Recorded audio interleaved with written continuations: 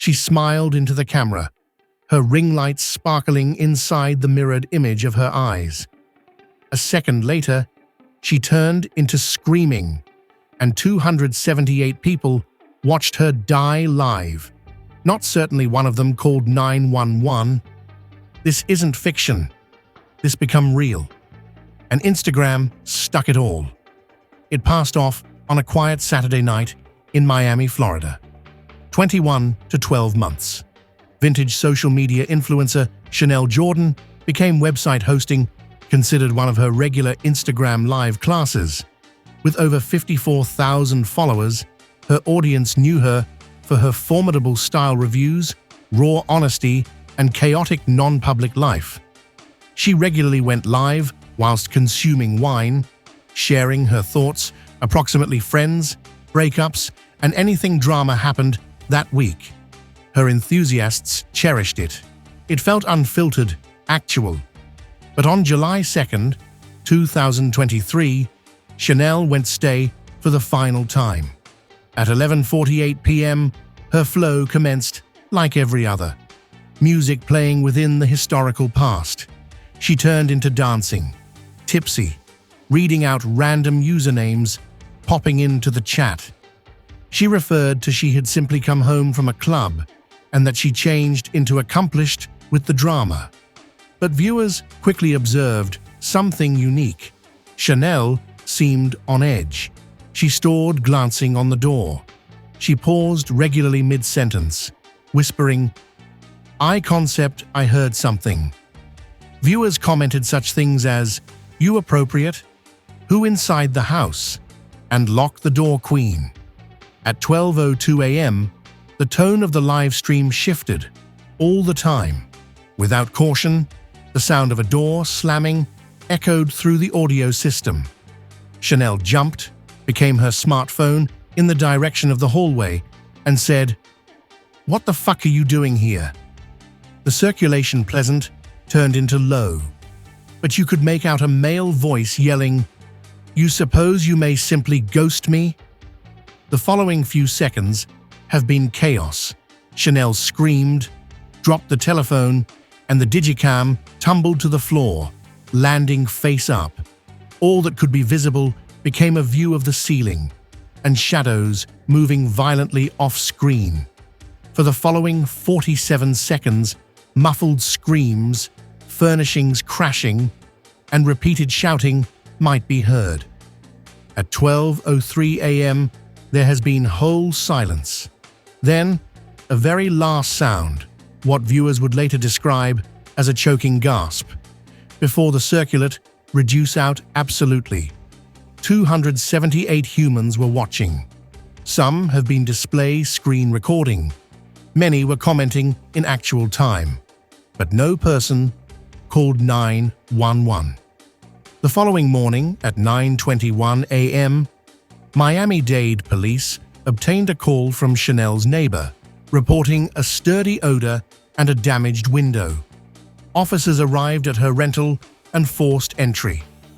Chanel turned into located inside the bedroom, face down, with signs and symptoms of blunt pressure trauma and strangulation.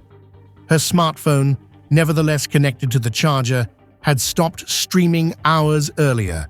However, the photos became preserved in Instagram's cloud.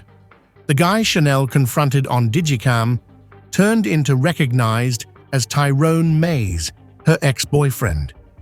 He had a history of domestic abuse, a couple of restraining orders, one of which changed into nonetheless active.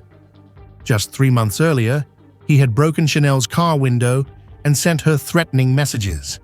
She filed a police file, however no arrest changed into made. Tyrone claimed it become a misunderstanding. Investigators speedy tracked him down the use of virtual path records. Tyrone had posted indistinct, cryptic messages on his own Instagram stories hours before the homicide. One of them examined, "You pushed me too a long way. Bet."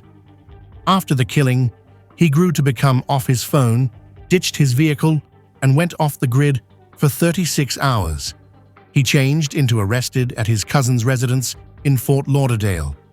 nevertheless carrying the equal footwear captured inside the live stream footage. During interrogation, Tyrone denied the whole thing. He claimed he blacked out and didn't keep in mind being inside the condominium. But forensic proof told a different tale. Chanel's DNA became found beneath his fingernails. His prints had been on the murder weapon, a damaged ground lamp. Most damning of all, the live stream. Prosecutors used it as their vital exhibit, replaying the audio in court to a bowled-over jury. But what bowled over the general public maximum wasn't the murder itself. It was the reaction, or loss of, from the human beings looking. Despite over 200 stay visitors, now not an unmarried character referred to as 911 all through or straight away after the move. Some even laughed, questioning it became staged. Others commented, "This feels fake lol," or "She'll be returned in 5 minutes for the drama recap." The recorded chat logs would later become a part of a nationwide debate. Are we too numb to violence? Digital psychologists weighed in, calling it a phenomenon known as diffusion of obligation. When many human beings witness something concurrently, each assumes a person else will act. On social media, that impact is magnified. Viewers emerge as passive consumers, even when they're looking against the law spread in real time. The case exploded online. Hashtags like #JusticeForChanel, #LivestreamMurder, and #Instagram did nothing trended for days. People demanded answers. Why wasn't there an emergency reporting characteristic on live streams? Why hadn't Instagram flagged the violent sounds? Why didn't someone at Meta act? Meta, Instagram's figure agency, released a brief statement. "We are deeply saddened by way of the tragic occasion related to Chanel Jordan. Our structures didn't locate this in real time, and we are reviewing all protocols surrounding live content moderation." But critics weren't satisfied. Several tech watchdogs mentioned that Meta had the capability to mild streams, however regularly prioritized copyrighted music detection over violence prevention. Senators and public figures were given involved. Within weeks, a new bill turned into proposed in Congress. The Live Stream Accountability Act, which might require platforms to put in force actual-time emergency detection structures and on-the-spot reporting alternatives for viewers. It's nonetheless in debate. However, Chanel's case is now considered the valuable example, pushing it ahead. Chanel's family spoke out publicly, heartbroken, however decided. Her sister Tanya went viral for pronouncing in an interview, "My sister's final breath become on digital camera. Y'all watched her die," and scrolled on, "Love it become nothing." The comments sparked extreme backlash online.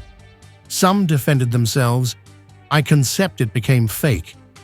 Others admitted guilt, "I wish I did something." But Maximum was simply silent. In the months after the trial, documentaries and YouTube channels dissected every angle of the case, framed by using body breakdowns, professional commentaries, response movies. It had become net obsession. But in all the noise, one fact remained. Chanel Jordan had begged for assist, and no one responded. At Tyrone's sentencing, the judge played a portion of the live stream for the court. Tyrone broke down crying. He begged for mercy, claiming he misplaced manage. The Chews replied coldly, "You lost control in front of 278 human beings. You misplaced manage at the same time as her camera watched. That's not a blackout. That's a printed." Tyrone Mays becomes sentenced to existence in jail without the opportunity of parole. The aftermath brought about a national mirrored image on how we treat violence online. Social media, once an area for expression and connection, had ended up a stage for demise, and audiences didn't recognize what to do. Experts started out schooling content material moderators to recognize the distinction between surprise fee and genuine hazard. Instagram commenced quietly trying out new AI-based equipment to stumble on physical altercations midstream. And yet no update ought to undo what came about that night. In her final moments, Chanel became just seeking to be heard, to be seen, to talk her reality. She didn't expect to end up a statistic, a case record, or a livestream murder sufferer. But she did. And now, whenever a person clicks "Go Live," they're stepping into an area wherein something, even loss of life, can spread in front of a silent crowd. After the case won national interest, advocacy businesses started annoying change, no longer just from tech businesses, but from customers themselves. Campaigns had been released urging people to deal with live streams as actual time emergencies whilst violence is witnessed. One campaign titled "Don't Just Watch, Act" partnered with several digital platforms to teach the public on identifying crisis conditions at some point of lives and reporting them swiftly. Chanel's demise became a rallying factor, not only for legislative alternate, but for a cultural shift in how we reply to online distress. Behind the headlines, Chanel's family struggled to heal. Her mum, Marsha Jordan, refused to observe the live stream. "I don't need my closing memory of my daughter to be her begging for assist whilst the world stayed silent," she said in an interview. But she allowed the video for use in educational seminars, for regulation enforcement, and social media experts. If it enables store even one female, then Chanel didn't die for not anything she brought. The ache in her voice turned into unmistakable, now not simply the grief of dropping an infant. However, the betrayal of knowing loads watched it spread without lifting a finger. Instagram eventually rolled out a feature called Live Shield, an AI-powered tool that flags erratic movement, screams, or violent sounds all through a live stream and indicators moderators in actual time. But critics say it's nonetheless reactive, no longer proactive. By the time someone is screaming, it might already be too past due, said one virtual protection professional. What's wanted, he argued, is a broader verbal exchange, approximately human responsibility in digital spaces. Technology can assist, however human empathy, braveness, and motion will usually be the front line. Tyrone's trial might also have ended, however debates around social media complicity persisted to swirl. Could Instagram be sued for negligence? Legal specialists have been divided. Some argued that because Instagram didn't at once enable the crime, it couldn't be held accountable. Others pointed to the fact that the platform income off engagement, even if that engagement comes from violence. In Chanel's case, her final live stream gained over 3 million views after it ended. Clips were downloaded, reshared, and even monetized on third-party systems. The commodification of her loss of life sparked outrage amongst ethicists and lawmakers alike. Despite everything, Chanel's online presence lives on. Her antique films, her vlogs, her dance workouts, all nonetheless floating in the set of rules, on occasion shooting up on human beings' feeds. New followers, blind to her destiny, comment such things as "Miss you, Queen," or "Why'd she prevent posting?" Others respond, "She turned into murdered on live. Look it up." Chanel has emerged as a kind of ghost at the platform, all the time frozen at 21, smiling into the lens, ignorant of what coming subsequent. Her story lingers no longer simply as tragedy, but as a warning woven into the cloth of the net itself. As viewers, as creators, as human beings, we need to ask ourselves, when we see someone in hazard on screen, Will we act like it's actual? Or will we keep scrolling, anticipating the following piece of content material? Chanel Jordan's dying wasn't just a homicide. It became a reflect. And what it pondered was uncomfortable. A society skilled to observe everything, but intrude in nothing. Have you ever witnessed something worrying online and didn't understand what to do? Let us understand inside the remarks. And if actual instances like this count number to you, subscribe, due to the fact the following story is probably even closer to domestic.